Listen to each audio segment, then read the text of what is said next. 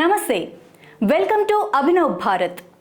బ్యాంకుల్లో డబ్బు తీసుకెళ్లి ఏటీఎంలో నింపాలంటేనే ఎన్ని జాగ్రత్తలు తీసుకుంటారో, ఎంత సెక్యూరిటీ ఉంటుందో మనకు తెలుసు. మరి అలాంటిది బంగారు, వెండి, వజ్రాభరణాలతో నిండిన ఒక ఖజానాను తెరవాలంటే మాటలా?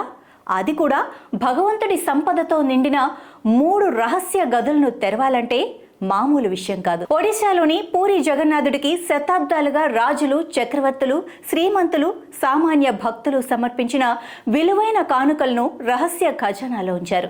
వీటిని ఒకసారి లెక్కించి ఖజానా గదికి మరమ్మతులు చేయించాలని నిర్ణయించడంతో ఆలయ పూజారులు ప్రత్యేక పూజల అనంతరం రత్న భాండాగార్గా పిలువబడే ఖజానాను తెరిచారు.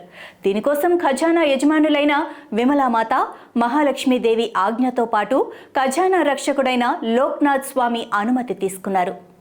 సంపదను తాత్కాలికంగా వేరే చోటకు తరలించేందుకు 15 చెక్క పెట్టెలను ప్రత్యేకంగా తయారు చేయించారు. లోపల సర్పాలు ఉంటాయన్న అనుమానం కలగటంతో స్నేక్ హెల్ప్ లైన్ వారిని సిద్ధంగా పెట్టుకున్నారు. సెక్యూరిటీ కోసం 40 మంది ఓడిఆర్ఏఎఫ్ బృందాలతో పహారా ఏర్పాటు చేశారు. దీనికోసం ప్రభుత్వ ఆధ్వర్యంలో ఏర్పాటు చేసిన కమిటీ సభ్యులు 11 మంది మాత్రమే సాంప్రదాయ దుస్తుల్లో రహస్య గదిలోకి అడుగుపెట్టారు.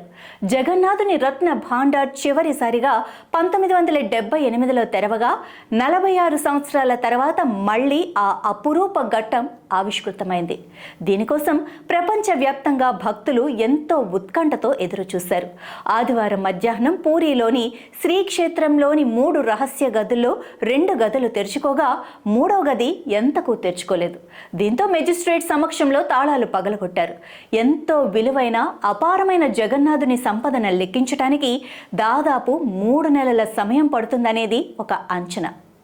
ముందుగా ఖజానా గదులకు మరమ్మతుల దృష్ట్యా సంపదను అక్కడి నుంచి తరలించాలని నిర్ణయించడంతో మొదటి 2 గదుల్లో ఉన్న బంగారు, వెండి, వజ్ర వైఢూర్యాలను ప్రత్యేక పెట్టెల్లో ఉంచి చగండా గోపురంలో భద్రపరిచారు. సమయం మించిపోవడంతో 3వ గదిని ఖాళీ చేయకుండానే మళ్లీ సీల్ వేసేశారు. అది మళ్లీ ఎప్పుడు తెరవాలి అన్నది ఆలయ పాలక మండలి నిర్ణయిస్తుందని అధికారులు తెలిపారు. ఈ ప్రక్రియ వల్ల స్వామివారి సేవలు, భక్తుల దర్శనాలకు ఎలాంటి అంతరాయం లేకుండా చూస్తామని ఆలయ వర్గాలు తెలిపాయి.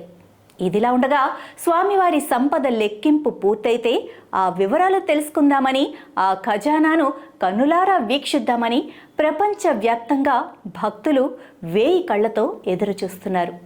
నాయకులారా, మీ పనితనం మీ అధినాయకులకు తెలియజేయాలనుకుంటున్నారు. ప్రజలారా, మీ సమస్యలను మీ నాయకులకు తెలియజేయాలనుకుంటున్నారు. ప్రజా సమస్యల పరిష్కార వేదిక మీ అభినవ్ భారత్.